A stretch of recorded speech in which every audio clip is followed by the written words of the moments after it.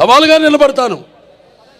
నా మాట సూటిగా ఉంటుంది, నా బాట ముక్కు సూటిగా ఉంటుంది, నా వీక్షణం తీక్షణం దర్శనమిస్తుంది. అలాగే నా తీరు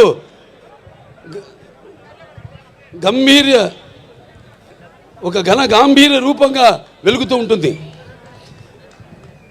నన్ను మీరందరూ ఒక సినిమా నటుడుగానే కాదు నాకు తెలుసు. ఎందుకంటే నాలో ఉన్న ఒక మానవత్వం అయితేనేమి, నా వ్యక్తిత్వం అయితేనేమి, నాలో ఉన్న నీతి నిజాయితీ నిబద్ధత అయితేనేమి, లేకపోతే నాలో ఉన్న నిష్కల్మషం అయితేనేమి, వీటిలన్నిటితో ఇప్పుడే కాదు ఇంకా ముందు ముందు తరాలు కూడా నా అభిమానులు పుడుతూనే ఉంటారు. అంటే ఆత్మాభిమానమే నా చిరునామైనప్పుడు ఆత్మవిశ్వాసంతో నిలువెత్తుగా నేను నిలబడతానని మీ అందరికీ తెలియజేసుకుంటున్నాను. అదే మీరు హిందూపురం ప్రజలందరూ కూడా అవే చూపారు. మీరు కూడా ఆదరాభిమానాలు ఏదైతే నేను నాలో ఉన్న కోణాన్ని చెప్పాను, కోణాలన్నీ అలాగే మీరందరూ కూడా ఆ నీతి నిజాయితీ నిబద్ధత, ఆ నిష్కల్మషం, ఆ నా వ్యక్తిత్వాన్ని గౌరవించి ఆదరించి మీరందరూ కూడా మూడోసారి ఒక నటుడైనంత మాత్రాన ఎమ్మెల్యే అవ్వాలని లేదు. వరుసగా ఎంతోమంది వచ్చారు రాజకీయాల్లోకి, ఇవాళ నామరూపాలు లేకుండా పోయారు, అడ్రస్ లేకుండా పోయారు. కానీ ఇవాళ ఇక్కడ పనులు చేశాం కాబట్టి నన్ను గెలిపించారు.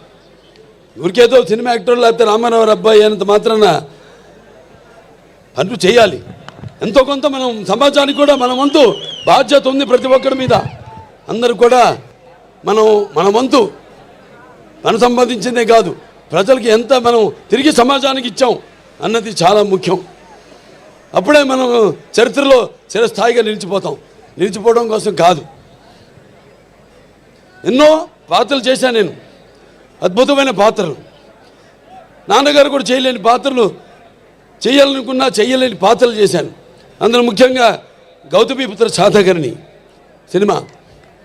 ఆ సినిమా నాన్నగారు చేద్దామనుకున్నారు, కొన్ని అనివార్య కారణాల వల్ల చేయలేకపోయారు.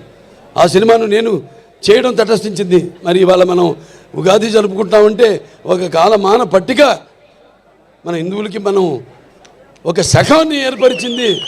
ఆ శాలివాహన శకం ఆ గౌతమిపుత్ర శాతకర్ణి. అలాగే సారే జహాసే హిచ్చా, అలాగే సారే జహాసే హచ్చా హిందూ సీతా హమారా, హమ్ బుల్బులే ఇస్కే ఏ గుల్ సీతా హమారా.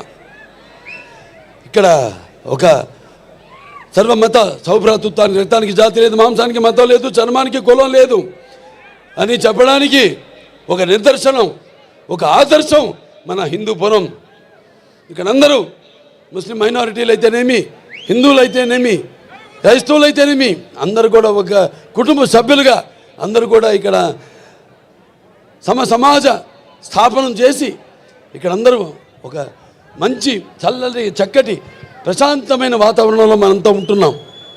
అది మన హిందూపురం ఒక గొప్పతనం. ఇక సినిమాల జోలికి వస్తే ఈ నా నట జీవితంలో ఎన్నో పాత్రలు చేశాను, మీకు చెప్పాను. దానికి ఎన్నోసార్లు చెప్పాను.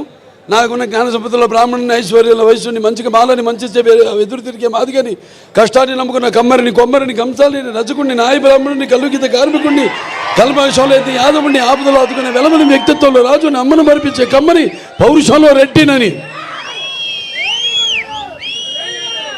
ఇలా ప్రతి సినిమాలో ఒక్కొక్క ఏ కథ నచ్చితే చాలు అందులో హీరోది ఏ వర్గం మన తెలుగు జాతిలో అది కాదు. చరిత్ర సృష్టించాలన్న నేనే, దాన్ని తిరిగి రాయాలన్న నేనే. అదే నా నినాదం, అదే నా సంతకం. ఎన్నో అద్భుతమైన సినిమాలు. అందరూ నేను చాలాసార్లు అన్నా నా రెండో ఇన్నింగ్స్ ఇప్పుడు మొదలైందని.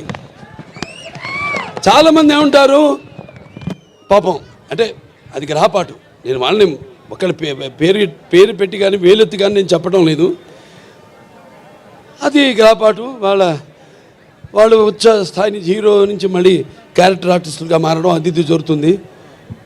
4 హిట్లు ఇచ్చాం.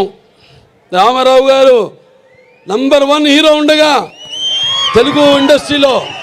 అంటే నిజం చెప్పాలంటే ఆయన పారితోషికం చూసుకుంటే ఆయన చేసిన సంవత్సరానికి ఎన్ని సినిమాలు ఆ పారితోషికం లెక్కేసుకుంటే ఎవడు సూపర్ హీరో ఎవడు లేడంత పారితోషికం తీసుకున్నవాడు.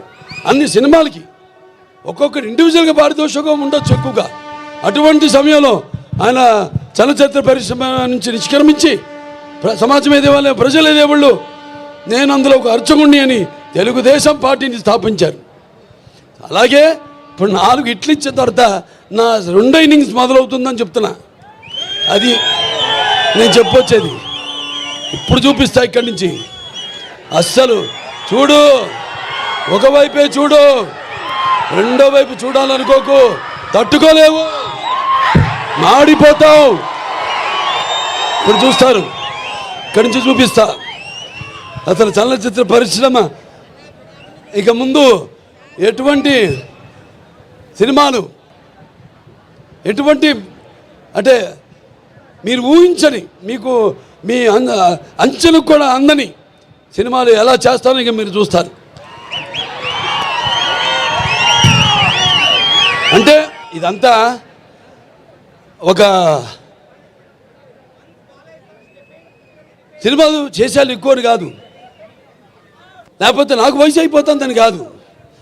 ఆలోచనలు బాగా వేడివేడిగా ఉన్నప్పుడే పంచపక్ష పరమన్న పట్టించాలి. మన అందరూ అన్నారు పంచకట్టులో ఎన్టీ రామారావు గారిని గుర్తు చేశారు మన పద్మభూషణ్ అని. దాంట్లో మన మంచి పద్యం ఉంది, తీనారెడ్డి గారు రాశారు.